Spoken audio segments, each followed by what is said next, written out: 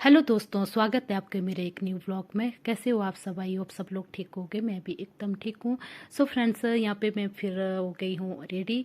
तो मैं जा रही हूँ कठंग। तो मैंने यहाँ पे सूट डाला तो देखा पूरी तरह से ये इकट्ठा हुआ है, तो ये प्रेस नहीं कर पाई क्योंकि लाइट नहीं है। तो आप लोग सोच रहे होगे कि बल्ब तो जल रहा है, लाइट क्यों नहीं है? तो ये मेरा बल्ब ऑटोमेटिक ही है, ऐसे चार्ज हो जाता है।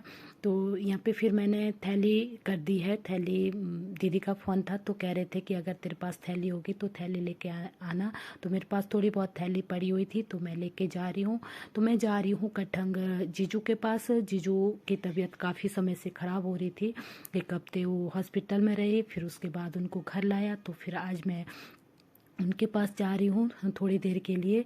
दिन में ही जा रही हूँ, फिर दिन तक वापस आना पड़ेगा। बच्चों को अभी फिर मैंने स्कूल भेजा, उसके बाद फिर घर का काम निपटाया, फिर निकल रही हूँ। 11:15 हो गए हैं, 11 ही बज गए हैं। तो फिर एक आधा घंटे वहाँ पे बैठेंगे, उसके बाद फिर मैं आ जाऊँगी वापसी। तो ये है दीदी के घर के आगे। ये फ्लावर इतने सुंदर लग रहे थे कि बहुत ही ज़्यादा सुंदर लग रहे थे। जैसे ये दिख रहे हैं ना रेड, सेम ऐसे ही है। ये बिल्कुल रेड है, बहुत ही प्यारे लग रहे थे। तो मैं कह रही थी कि मुझे भी दे देना। सो फ्रेंड्स, फिर मैं थोड़ी देर मिली, हर मैंने दीदी को कर दिया फिर टाटा बाय बाय। फिर मैं निकल रही हूँ। तो दीदी के घर के लिए थोड़ा पैदल आना पड़ता है ऊपर। तो मैं फिर अब निकल रही हूँ। ये है उनके लिए मतलब रोड के लिए रास्ता नीचे को। फिर मैं पहुंच गई हूँ अपनी स्कूटी के पास। तो स्कूटी को मैंने काफ़ी पीछे लगा दिया था रोड से। तो मैं ऐसे इस तरह से निकाल रही हूँ आगे को।